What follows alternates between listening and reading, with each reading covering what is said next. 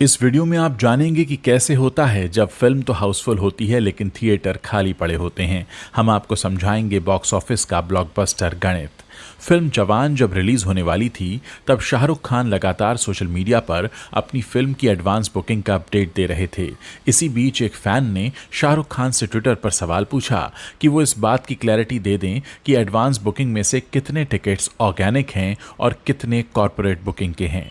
शाहरुख तो इस तरह के सवाल पर समझाइश देकर आगे बढ़ गए, लेकिन इससे बॉलीवुड फिल्मों के बॉक्स ऑफिस कलेक्शन की सत्यता पर सवाल खत्म नहीं हुए। सवाल ये भी उठा कि आखिर इंडस्ट्री के प्रोड्यूसर्स और मेकर्स द्वारा ट्रेंड में लाया गया कॉरपोरेट बुकिंग का फंडा होता क्या है। आइए आपको समझाते हैं। आम भाषा में कॉरपोरेट बुकिंग का मतलब अगर हम समझें तो इसका मतलब होता है किसी प्राइवेट कंपनी द्वारा अपने निजी कारणों की वजह से की जाने वाली बल्क बुकिंग।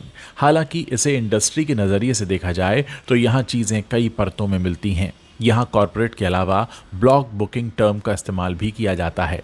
आइए आपको बताते हैं कि ब्लॉक बुकिंग और कॉरपोरेट बुकिंग में अंतर क्या है। मान लीजिए कोई फिल्म रिलीज हो रही है तो उसकी बुकिंग अगर बल्क में कराई गई है और उसी फिल्म के स्टूडियो हाउस या प्रोड्यूसर ने करवाई है तो उसे कॉरपोरेट बुकिंग कहा जाएगा। कॉरपोरेट बुकिंग ब्रांड के जरिए भी की जाती है। इसमें एक से ज़्यादा शहरों में एक साथ भारी तादाद में टिकट की बुकिंग होती है। वहीं ब्लॉक बुकिंग वो होती है जिसमें किसी फैमिली ग्रुप या फैन क्लब या मेंबर्स के एक छोटे लेवल पर टिकट खरीदे जाते हैं। ये केवल अक्सर एक सिनेमा घर या एक शहर तक ही सीमित होती है।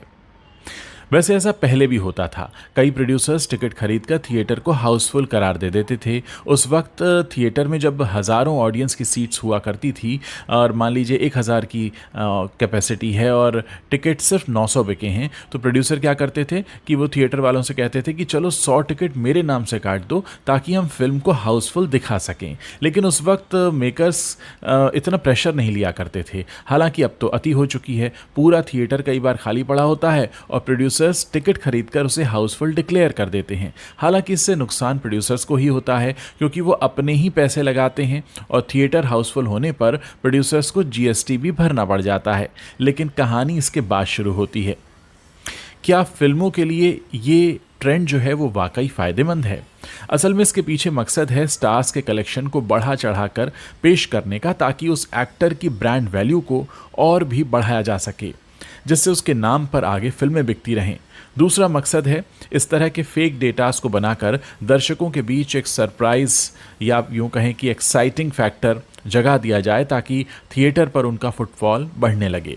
पिछले कुछ सालों में जितनी भी कलेक्शन रिपोर्ट्स आई हैं उसमें माना जा सकता है कि कुछ ना कुछ टिकट इस तरह से कॉरपोरेट बुकिंग या फिर बल्क बुकिंग के जरिए बेचे जाते हैं। कई बार ये ट्रिक काम कर भी जाती है और कई बार इस ट्रेंड की वजह से प्रोड्यूसर्स को भारी नुकसान का सामना भी करना पड़ता है। साउथ इंडस्ट्री के एक जाने माने ट्रेड एनालिस्ट हैं रमेश बाला। वो कॉरपोरेट बुकिंग के एक और पहलू पर बात कर रहे हैं।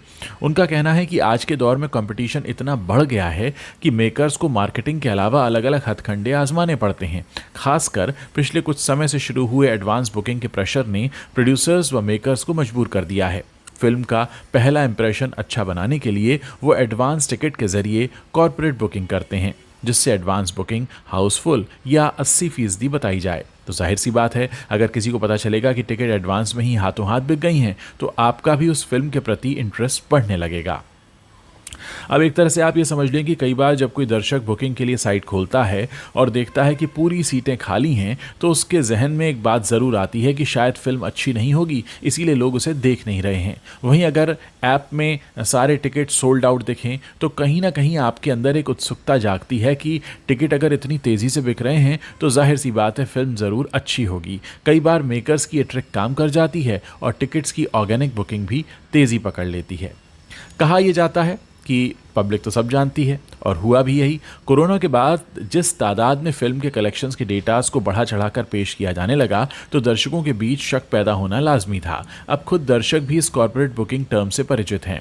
यही वजह है कि जब शाहरुख खान जवान के वक्त अपनी फिल्म का प्रमोशन कर रहे थे ट्विटर पर, तो किसी फ़ैन ने उनसे सवाल पूछ लिया कि एडवांस बुकिंग में कितने टिकट्स कॉरपोरेट बुकिंग के तहत बुक हुए हैं, जिसके जवाब में शाहरुख खान ने कॉरपोरेट बुकिंग को सोशल मीडिया वाली घटिया बातें करार देकर पॉजिटिव चीज़ों पर फोकस करने की नसीहत दे दी। इतना ही नहीं, ट्विटर पर कई फैंस टिकट बुकिंग साइट्स का स्क्रीनशॉट और खाली थिएटर की तस्वीर को एक साथ पोस्ट करके कॉरपोरेट बुकिंग का पर्दाफाश करते भी नजर आते रहे हैं।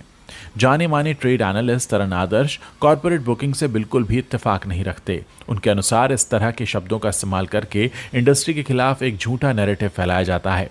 तरण मानते हैं कि ऐसी कोई बात नहीं है। अगर कोई ब्रांड किसी एक्टर को इंडोर्स करता है या कोई एक्टर उसको प्रमोट कर रहा है तो वो उसकी टिकट खरीद लेते हैं, इसमें हर्ज क्या है? वो एक्टर तो अपनी जेब से पैसे खर्च नहीं कर रहा। दूसरी बात यह है कि बॉलीवुड को हमेशा टारगेट किया जाता है। अभी कई लोग देखते हैं कि फैंस जो हैं थिएटर के सारे टिकट्स खरीद रहे हैं और एक आदमी ने 50-50 टिकट खरीदे हैं।